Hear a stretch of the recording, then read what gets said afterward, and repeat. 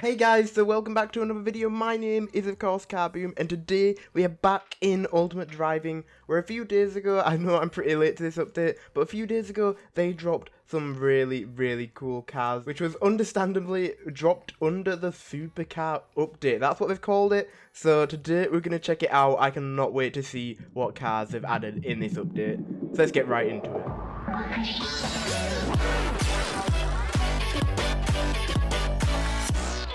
Alrighty guys, like I said, this update was called the Supercar Update, so I'm sort of expecting some really awesome stuff to be in this update, and that guy just came out of nowhere. But we're going to go into the dealership now, and we're going to see what these new cars are, so let's go in and let's take a look. So honestly, I was expecting a little bit more. There's 4 brand new cars. There's all these up here. We have the AT5, the Country, the Fiego, and the Sunbeam. So these are not, there's only one that is really, that could be classed as a supercar. The others are sort of around mid-range sort of cars. They all look really cool, but today I think we're going to be checking out the supercar. The car that is literally I think the main focus of this update, as it was called the Supercar Update. So this is the Fiego. I think I'm pronouncing that right, I don't know, but this is a really awesome looking car. It is a concept car back from 2008 from Nissan, and it looks really awesome. The back lights and even the front lights, how they just like merge into each other and just their lines, I don't know, it looks really cool. It looks really sleek and really fast, and it honestly surprises me that this was from 2008. It looks like it came out this year, and it just looks really awesome. So we're gonna buy it today. It costs $4 million. I have $4 million and 1,000.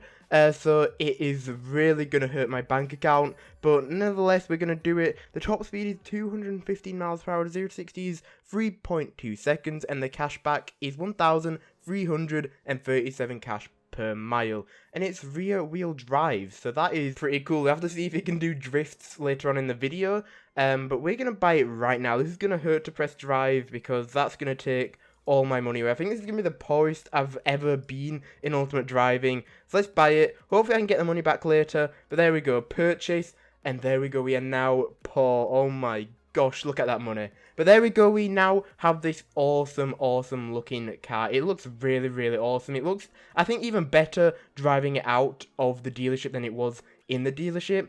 It looks way more black, and I really like it. The black and the blue go really well together. And of course, the brake lights come on when you brake or stop. Okay then, but that looks really awesome. Even when they're turned off, it just looks super awesome. It just, I don't know, something about the back, it just looks so futuristic. It looks really awesome. And it is really detailed. You can see almost inside there. I mean, it looks really awesome.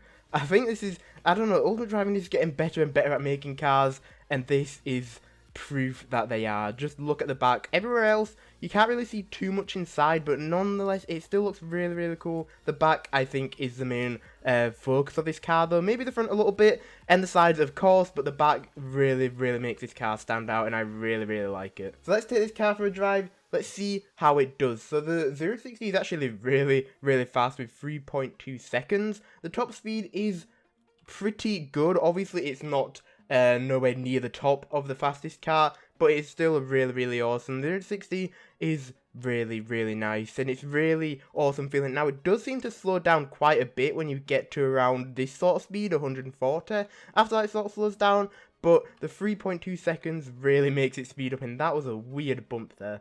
But I'm going to just drive it for a little bit, see how it handles. Hopefully it handles well, because this is a lot of money for this car. Okay, so I've not been driving it for that long now, and it is actually really hard to drive. The turning seems to be a little bit delayed for some reason, and when I make the smallest correction, it overcorrects itself, and then I have to correct it back, and then you just sort of end up going left to right a bunch. So I don't know what that's about, but it just seems a little bit delayed, which is a little bit of a shame, because it's a really nice looking car, but the handling is sort of just letting it down right now, like there. I don't know.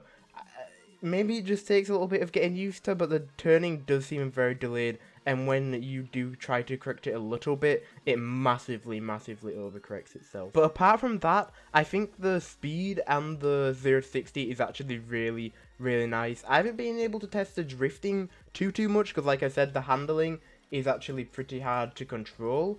So drifting is not really very possible for me right now, because when I try to drift, I lose control very, very fast and very, very easily. Maybe that's just me being a bad car driver, who knows, but for me it just does feel very odd to drive. So I am going to try to do some drifting now. I'm going to try and get up to a fairly high speed. Obviously not too fast, and I just got hit by a speeding car. But nevertheless, we're going to keep going. We're going to try and get some drifts going, and hopefully I can actually manage to do it and not lose control instantly. So here we go. We're coming up to a corner in Woodbury. We're going to slow down just a little bit, and we're going to try and drift here. I don't know, maybe I was going a little bit too slow there. But, I don't know, it didn't seem to drift too well. It seemed to brake quite a bit instead of drifting.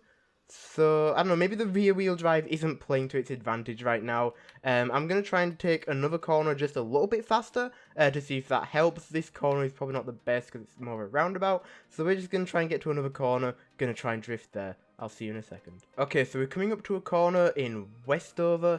And we're going to try and drift around this corner right here. So let's get up to a high speed. I don't know if that was high enough, but it seemed to do fairly good there. It seemed to keep some of its speed, not a whole lot. It is by no means the best drift car in the world, as it is not designed to drift one bit. And obviously it's meant for a race car, it's meant to go high speeds, but because it's rear wheel drive, I just want to test the drifting out just a little bit. So yeah, there it is, the drifting. Not too good. As expected from a race car, even though it's got rear wheel drive, it's not really doing too well at drifting. So we're probably going to move on from that. But I've noticed at high speeds, it is actually fairly well easy to control. It's just at lower speeds where it seems to get a little bit harder to control, which is very, very odd. Normally it's the opposite of that, but going at high speeds, the small turning circle makes it very easy to control, and the delayedness of the turning seems to have gone away. So maybe it's just at lower speeds where it is a little bit harder to control. So that's just a little bit odd. But I really like how it drives at high speed, even though I'm probably doing a really bad job at driving it right now, but it just feels pretty good to drive. There is still some bit of a delay of the turning. I just managed to crash there, but that's just me being bad. But there is still a bit of a delay even at high speed. But it's not as much as it is when going low speed like this. It just feels odd. I don't really know how to put it in words. It just feels a little bit odd when turning. But guys, I'm going to end this video off here. I don't know if it's worth the $4 million that this car does cost. It does have a really good 0 to 60 and a pretty good cashback. And the top speed is fairly decent. But I think the main focus of this car is for the looks. I mean, this car looks absolutely stunning, and it really stands out. I really like the colour scheme of it that it comes in. A really nice blue and black, just little lights in the little crevices, and you can just see it all around the nice light blue, and it looks really awesome. The back looks really detailed and really awesome with them brake lights.